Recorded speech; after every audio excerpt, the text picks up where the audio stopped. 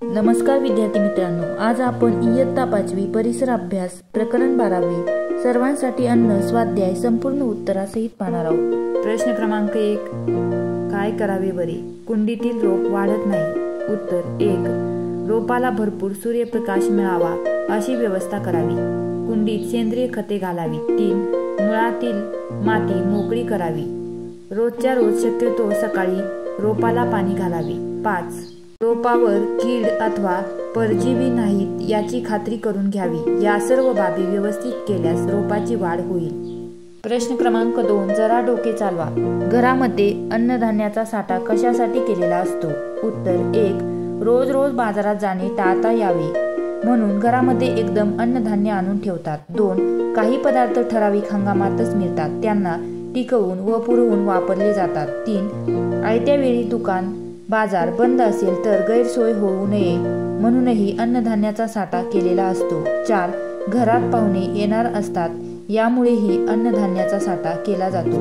प्रश्न क्रमांक 3, चूक की बरोबर ते सांगा। चुकीचे विधान दुरुस्त करून लिहा। अ, शेती करण्याची फक्त एकच पद्धत आहे। उत्तर चूक, शेती करण्याच्या अनेक पद्धती आहेत। आ, आपला भारत देश शेतीप्रधान आहे। उत्तर बरोबर। ई, सुधारित बियाणांच्या वापरामुळे उत्पादन वाढत नाही। उत्तर चूक, सुधारित बियाणांच्या वापरामुळे उत्पादन वाढते। पुढील प्रश्न पाहण्याअगोदर चॅनलला सबस्क्राईब करायला विसरू नका। प्रश्न क्रमांक 4, खालील प्रश्नांची उत्तरे लिहा। अ, सुधारित बियाणांच्या वापरामुळे कोणकोणते फायदे होतात? उत्तर 1, सुधारित बियाणे अधिक पीक देतात। 2, सुधारित बियाणांची पिके झपाट्याने वाढतात। 3, ही पिके किडीला बळी पडत नाहीत। 4, काही प्रकारची बियाणे कमी पाण्यातही भरपूर पीक देतात। आ, सिंचनाच्या सुधारित पद्धती कोणत्या? त्याचे फायदे कोणते? उत्तर 1, ठिबक सिंचन व तुषार सिंचन या सिंचनाच्या सुधारित पद्धती आहेत। 2, आधुनिक सिंचनामुळे पिकांच्या मुळांना आवश्यक तेवढे पाणी मिळते। 3, पाण्याची बचत करता येते। 4, उपलब्ध पाण्याचा पुरेपूर वापर करता येतो। ई, ठिबक सिंचन पद्धतीचे वर्णन करा। उत्तर, ठिबक सिंचन पद्धती पिकांना थेंब थेंब पाणी देण्यात येते। अशा सिंचनात छिद्रे असलेले पाईप वापरतात, या छिद्रातून पिकांच्या मुळांना पाणी मिळते। उपलब्ध पाण्याचा योग्य व पुरेपूर वापर केला जातो।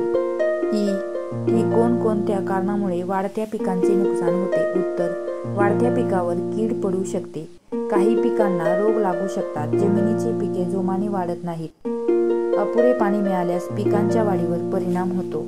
उ, पिकांचे नुकसान टाळण्यासाठी कोणते उपाय योजतात? उत्तर, कीड व रोगजंतूंची लागण थांबवण्यासाठी पिकावर कीटकनाशके फवारण्यात येतात। बियाणे देखील पेरणी अगोदर त्यावर औषध चोळून घेतात। उ, जमिनीचा कस कशामुळे कमी होतो? उत्तर, जमिनीत जास्त प्रमाणात रासायनिक खत मिसळल्यास आणि पाण्याचा अतिवापर केल्यास तिचा कस कमी होतो।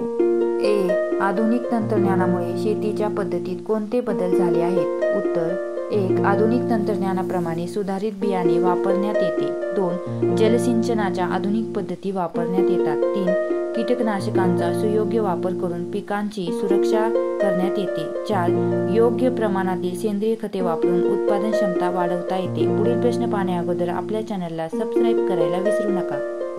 ए, कोणकोणत्या पद्धतीचे धान्य टिकवता येते? उत्तर 1, धान्य साठवण्याच्या जागी कीटकनाशकाचा फवारा मारतात।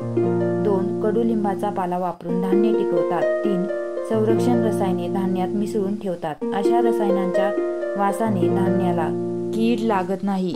4, साठवणीच्या जागी हवा खेळती ठेवतात। ओ, शेतीसाठी पाणी कोठून उपलब्ध केले जाते? उत्तर 1, भारतातील बहुतेक शेती पावसाच्या पाण्यावर अवलंबून असते। 2, पावसाबरोबरच नदी, तलाव व विहिरी यातील पाण्याचा उपयोग केला जातो। 3, नद्यावर धरणे बांधून आणि पावसाचे पाणी अडवून केलेल्या पाणीसाठ्यातूनही शेतीसाठी पाणी वापरले जाते।